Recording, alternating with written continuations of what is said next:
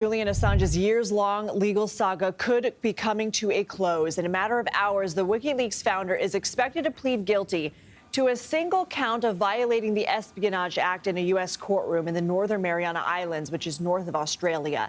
Let's get right to CBS News Justice reporter Rob Legare, who's following the story for us from Washington. So what's in this plea deal, Robert, and why was Assange trying so hard to avoid jail time in the U.S.? Hey, good afternoon. Thanks for having me, Lindsay. So that's right. So Julian Assange is on his way to a federal court in the Northern Mariana Islands. It's a U.S. territory close to Guam.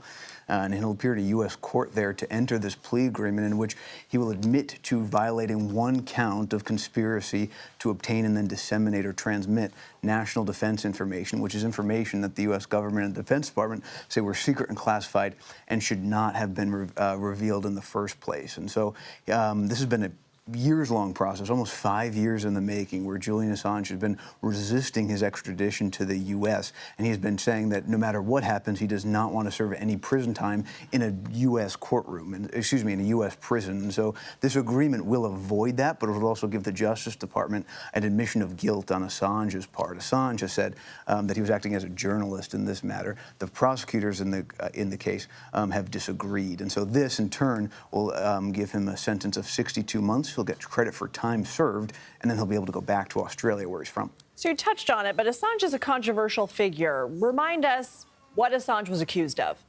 Right. So the indictment goes back to 2010 during the Obama administration when Chelsea Manning, who was a U.S. Army intelligence analyst, worked with Assange to withdraw, download, and then upload to WikiLeaks thousands of documents from the U.S. Defense Department, and that included thousands of documents related to U.S. wars in Iraq and Afghanistan, as well as some diplomatic memos and other information that prosecutors said revealed the identities of people who helped the U.S. government overseas, and they said risked their lives doing so. So the U.S. government said he put those lives at risk, and that's why he was charged. He has been resisting those. His supporters have said that this is him acting as a journalist.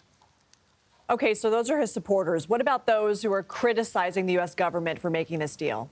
Right. So we do have, there are some members of Congress as well as political figures on both sides of the aisle who are saying that this is an important step, saying that this is something that should have happened a long time ago. And then you have other people on the other side of the aisle, like former Vice President Mike Pence, who are arguing that instead the Biden administration is making a play for libertarian voters. And so really, we're having people on both sides of the aisle having different reactions to this depending on where they fall in their ideological spectrum. And so really, this is something that the Justice Department sees as the legal process going forward. But clearly, this is happening in a political climate that also has to be recognized as well. Robert Legare, thank you. Thank you.